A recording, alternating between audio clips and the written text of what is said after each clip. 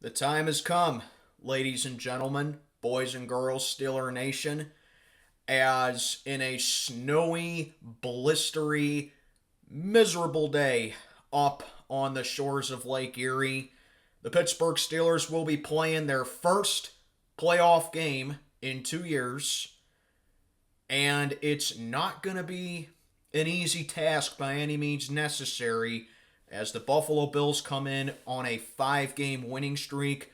We also come in on a 3-game winning streak. So something definitely has to give for Sunday afternoon's wild card matchup. What is going on, everybody? I am Mac, back with another video. As always, do me a favor. Like, comment, subscribe, follow on Instagram. Link is in the box below. If you saw my video yesterday, I sat down here and talked about how I personally believe Kansas City would actually be a better matchup for the Steelers in the playoffs. But I can't ignore and I can't diminish the fact that we are going up against a very good Buffalo Bills team in the AFC wildcard matchup this Sunday. So I'm going to sit down here and talk about the matchup as this is my preview for it. Now, let me get one thing off my chest real quick, okay? Do I expect us to win this game? No, I don't. Do I expect us to go on a deep playoff run or let alone even win the Super Bowl this season? No, I don't. But see, that's how I always come into matchups like this. You can't get upset and you can't get mad if you don't have any expectations. And the way I see it, the Steelers just got to lay everything on the table because we're a 10-point underdog coming into this matchup. So it's like we lose this game, it is what it is. No one expected us to go to Buffalo and win this game. No one expects us to, come in the snowy conditions and play physical and tackle hard and beat the Bills when they basically live in that weather themselves, which is why I really don't think the weather serves a benefit for either team because the Steelers have had a lot of infamous weather games themselves. I mean, just take a look at last Saturday against the Ravens. Look at that monsoon in 07 against the Dolphins on Monday night. You get it. We've played infamous weather games as well. But Buffalo is a different animal. They live in snow, man. So I really don't think weather is going to benefit either team. That's just my personal opinion. We got to go out there and play in that snow too. We got to go out there and tackle in that snow too, just as much as Buffalo does. But getting on into this matchup. We come in 10-7, third in the AFC North, the number 7 seed in the AFC. Buffalo is 11-6. Fourth consecutive time winning the AFC East, and they are the number 2 seed in the AFC. So let's talk about the Buffalo Bills for a little bit right here. They were 6-6 mid-season. They got off to a really strong start. Then they hit a bump in the road, and they dropped some very head-scratching games along the way. And they were also winning some games that really they should have lost. And there was a point where everyone was ruling out the Buffalo Bills for making the playoffs or even winning the AFC East for that matter. And they did something that, quite frankly, saved their season. They fired their offensive coordinator and Ken Dorsey, replaced it in Joe Brady. And ever since that offense has come up with Joe Brady, they've opened up more of a modern pro spread. And the run game has really opened up for them because we know the type of quarterback that Josh Allen is. More into him in a little bit. But it really has opened up the door for Buffalo's run game. I still think that the run game is a little bit, I don't want to say it's underwhelming. I don't want to say it's bad. I just think that they need to utilize it a little bit better and not have Josh Allen be the bulk of their rush yards, but they can definitely run the ball when their number is called up on it. I mean, you look at their offense, they're top 10 in most categories. They have those weighty downs. They play very good situational football. But the problem with Buffalo is that they do give the ball away a lot, and that's where I think the Steelers need to strive in this matchup here with the takeaways, because the Steeler defense is top 10 in takeaways this year. I think we're 8th in that category. So, I mean, with the defense, it's kind of like a similar path as far as these defenses are ran respectively. Sean McDermott is the play caller on Buffalo's defense, as well as Mike Tomlin calls the shots defensively for the Steelers. And lately, the Steelers have played better with Eric Rowe, and I think that you definitely need to get him involved in this matchup, because I believe DeMonte Kazee is eligible to come back, as he appealed his suspension that took him out for the rest of the season back in that Week 15 game against Indianapolis. But he appealed it, he lost it, but it got reduced somehow to him missing the rest of the season, to him just missing the rest of the regular season. So I believe DeMonte Kazee is going to be eligible to play in this game, and that's something that the Steelers need to take advantage of here. Get him back involved. He's obviously a hard hitter. He definitely can come up with a turnover here. But, yeah, I want to see DeMonte Kazee involved in here. I think Minkah Fitzpatrick is coming back in this game, as he missed the last couple of weeks for the Steelers. And I think it was more of a precautionary thing, not that it's that he couldn't play. I think if the Steelers knew that he could play, they would put him in there.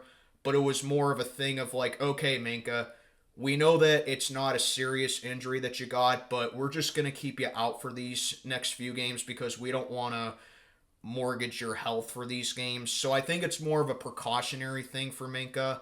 So that gives me a little bit more confidence here as far as that goes, because we know Buffalo is not very careful with the football, which on the flip side for us, we have been careful with the football this year, except when Mitch Trubisky's under center, let's be honest. And, you have to take the offense with a little bit of a grain of salt, considering that Mason Rudolph has only played in 3 games this season for us. But he has not thrown an interception. He has been careful with the ball. And that leads me into the QB matchup with here Mason Rudolph and Josh Allen. I just talked about Mason Rudolph. 81 points in 3 games for the Steelers in Mason Rudolph starts. So on average, we average 27 points a game, well above what we've been doing offensively when Mason hasn't played for us. So, I mean, we have momentum on offense in this matchup. And like I said in my video yesterday, I don't know if 27 might be enough to beat Buffalo. In most cases, 27 should be enough to win you a football game. But just knowing the firepower the Bills have on offense, and with the newfound life that they have on offense, you're probably looking at a game where you need to win a shootout with them. And I really don't know if this team is quite ready to win a shootout game yet. They might be, they could be. I'm not saying that it's not impossible, but with the high-end talent that the Bills have compared to ours, I don't know if a shootout would be in our favor. I think if we're to win this game, it's going to have to come down to a defensive fistfight, which is something that the Steelers are very capable of winning here. But you take a look at Josh Allen. You know who Josh Allen kind of reminds me of? It's not Big Ben, even though I have compared him to Big Ben in the past, because he does have that maneuverability in the pocket. And he is capable of picking up a first down with his legs, despite him not being a mobile quarterback per se, 100%, but he is capable of using his legs. No. What Josh Allen kind of reminds me of right here, he is my favorite quarterback not named Big Ben, okay? And for my longtime subscribers, you know who I'm talking about when I say that. Josh Allen reminds me of Brett Favre a little bit, okay? You look at Josh Allen and Brett Favre. Both are great gunslingers. Both had very powerful arms. Both are always a candidate to lead the league in touchdowns. Touchdown passes, total touchdowns, yards per game, passing yards. And they both had great pocket awareness. But the thing about Josh Allen and Brett Favre is that they are as big of a double-edged sword as it gets, because they are both very turnover prone. Josh Allen had 18 interceptions this season, which is second in the NFL. I think only Sam Howell had more, if I'm not mistaken, but I know Josh Allen was definitely top 3 in that category. And you look at Sunday night's game against Miami, Josh Allen did have a couple of turnovers, and he does have a fumbling issue as well, which goes back to me saying about our defense. We can cause turnovers. We can come up with some good, timely turnovers as we've seen in the past. And I think that's my biggest key to victory for this matchup here, is that you got to win the turnover battle. The Steelers have won the turnover battle a lot this season, which is a main component for why we actually have won more games than we should have. But Saturday against Baltimore, the turnovers were even. Okay?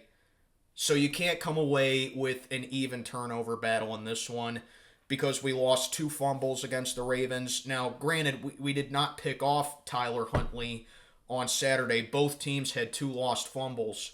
But what I am saying with win the turnover battle, yeah, sure. I mean, recovering a fumble would be great. But I want to see us come away with some interceptions on Josh Allen, because I think the other thing that Josh Allen lacks is his decision making.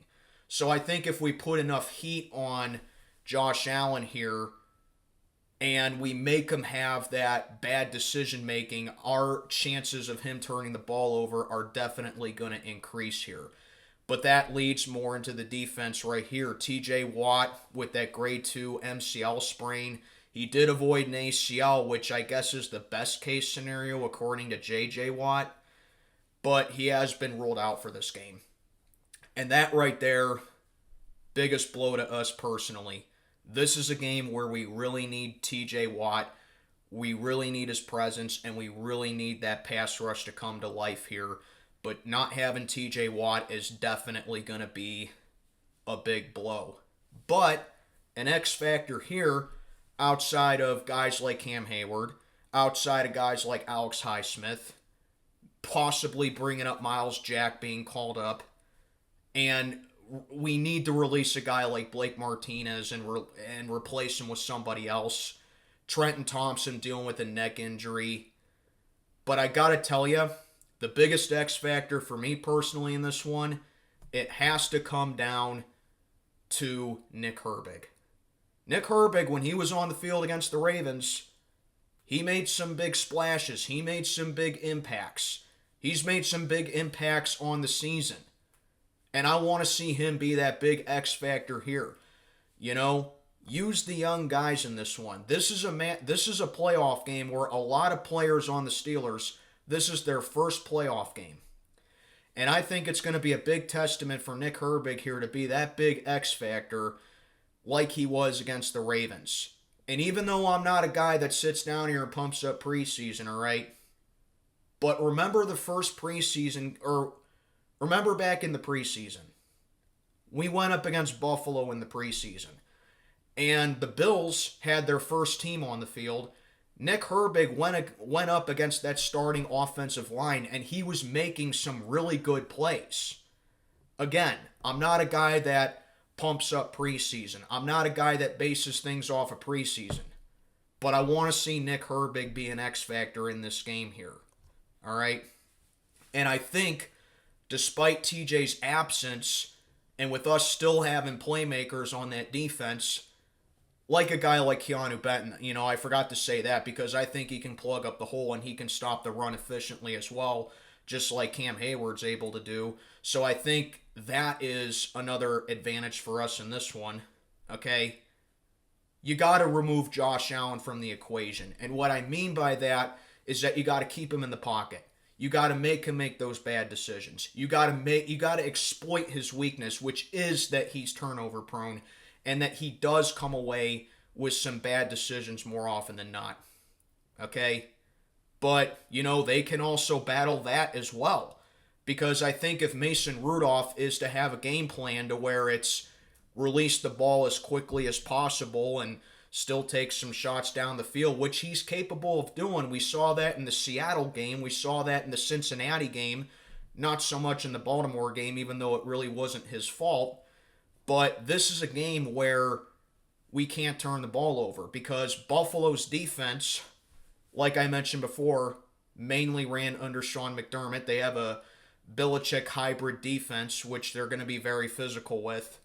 They do a good job with keeping opponents off the board as well as we do. You know, all season long we've been sitting down here saying that, well, the Steelers have done a good job with not allowing 20 points a game, and you know they've done a decent enough job with keeping opponents off the board. That's true, but Buffalo has done that as well too.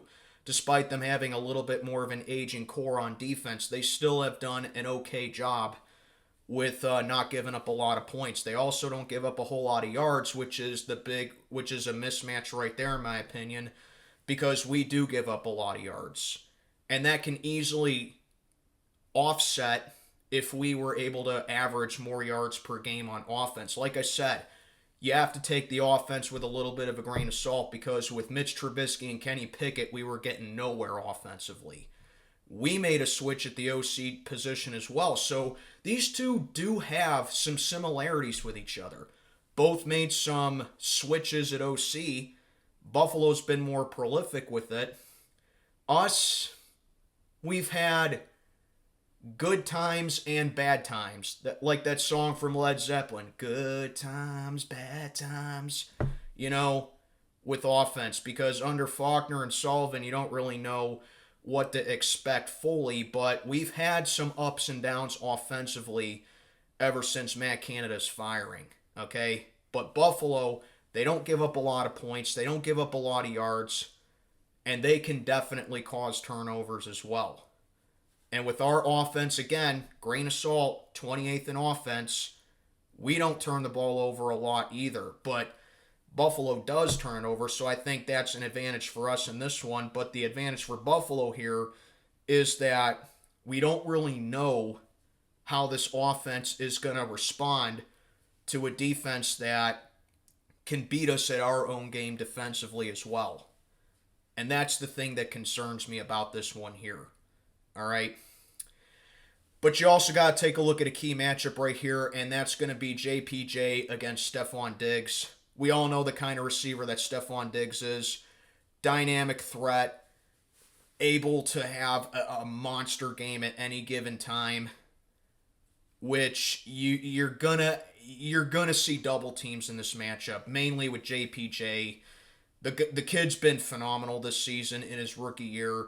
Like I keep saying every week, he's been locking down some of the best receivers in the game. The only slip up he really had was the Seattle game a few weeks ago, where he got cooked by DK Metcalf, but that's really it for JPJ. Sure, he has defensive holding problems. Sure, he has pass interference problems, but I chop that down to him as just being a rookie, and it's something that he needs to clean up on. Sure, I'm not diminishing it, but it's just facts. I think he's a rookie. He's going to learn from it. Give him time. I think the guy's going to be okay. That doesn't take away the season that JPJ has had. But that also concerns me because that opens the door for Gabe Davis. Remember in 2022 when we went up to Buffalo, got destroyed 38-3 by him? Gabe Davis had the best game of his career against us. He had 2 long touchdowns against us, and Buffalo had a field day with our defense. But again, this defense is a little bit more different coming into this matchup, just like how this offense is. Overall, Buffalo, according to the trends, will win this game by 6 points. If you take a look at the stats, that's what the trends say. But overall, you're looking at a different Steeler team that's going to come in there and hopefully, fingers crossed, they play with heart, they be competitive, and Tomlin doesn't look like, a child in a store who's lost looking for his mommy or something, Now, like I said, that's pretty much my preview for this one. I think the Steelers need to come in there, forget about Kenny Pickett, for the love of God, which thank God Mason Rudolph is starting in this game. Run the ball very efficiently because Buffalo does have trouble with stopping the run, and Najee Harris has been on a tear lately, and I think the complement of Jaylen Warren as well with his explosion, I think that gives us a good chance at winning as well. But overall, I mean, the Bills, they can beat us at our own game because, like I said, these are two very similar teams when you take a look at performance-wise going in this one. I think the only thing that Buffalo has going for them is that they have a better point differential, they have a more established offense, and they have experience in these conditions. Where the Steelers, like I said, a lot of these guys on the team, it's their first playoff game, and I don't know how they're going to step up when their numbers call. But, we've seen crazier stuff. We've seen some more impossible things happen. But I'm just sitting down here being honest, okay? We're 10-point underdogs. I don't think it's enough for Buffalo to cover. Hopefully the Steelers come in, they just be competitive, and like I said, just leave everything you have out on the field here, okay? I mean, it's not going to be devastating if we lose. It's not going to be insurmountable if we lose because no one expects us to go far, okay? Myself included. But does that mean I'm going to sit down here and hope for us to lose? Like I said, I will never, ever, ever sit down here and root for us to lose a game to get better draft picks or for my narratives to be correct. That's not how I am, all right? But I do expect us to compete. And like I pushed the envelope with over the past few weeks, Pittsburgh Steelers, if you're going to go down fighting, all right? There are things in this game that favor us. There are things in this game to where we can use it to our advantage and come away with an upset. There are. I think Buffalo is just a team that can counter those things. And that's why I said, in my opinion, Kansas City would be a better matchup for us. And this is why, playing a team like Buffalo at their stadium in a hostile environment, not to say that we have never played in a hostile environment. I mean, we play in Pittsburgh, for God's sake. If that's not a hostile enough environment, I don't know what is. Pennsylvania alone is. But what I am saying is this. Do not get intimidated by this team.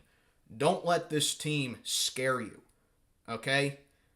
You're heavy underdogs coming into this matchup. And if you go out there and you just have the mindset of, well, Buffalo is just miles better than us, they're hotter than us right now, we don't stand a chance, why should we even try? Guess what? They're going to roundhouse kick you like they did last year. Treat this game like it's the AFC Championship game. Treat this game like you got nothing to lose. And I want to see fight. I want to see grit. I sat down and said this team don't deserve the playoffs because Jacksonville slumped. But guess what, guys? Like it or not, you're here for a reason. Because you've won your last 3 games. You've made a change at QB. You're starting to score some points. And you can certainly cause this guy, Josh Allen, to throw picks. I've seen it before. You wallow in self-pity and say, well, TJ Watt's out for the game and, we don't have a prayer in hell to win this matchup here because our leader's gone. Like I said, you have that mindset, they're going to destroy you. Go out there, fight, and get the job done. The Bills, they're a very good team. They're a great team. A popular Super Bowl favorite every year. But they are not impossible to beat. This is a team that's beatable. And the Pittsburgh Steelers do have some intangibles, and they do have some tools on how to beat this team. Get the job done, guys. Shut me up for good. Seriously, shut me up. Got a lot of haters down in my comments. It's okay, guys. You don't have to like me. You don't have to agree with my opinion. Okay? because I live in real world USA. All right? At the end of the day, all I'm doing here is speaking my mind, and I'm just speaking what I truly think with my mind. I sit down here and I speak more from my mind than my heart. All right? You don't have to agree with my opinion. You don't have to like me. You don't have to like my videos. I don't care if you don't like me. I don't care if you don't like my opinion. I don't care if you don't agree with the things I say. Do you think that's going to stop me from coming on here and saying, yeah, the Steelers can win this game? I just don't think, I'm just not 100% confident that we will. But there are things that we can do to win this game. And I better see it Sunday afternoon. A game I will be streaming. So stay tuned for that. That's my preview. Like, comment, subscribe, follow on Instagram. Link is in the box below. Mac, checking on out for the day. Have a good one, everybody. Go Steelers!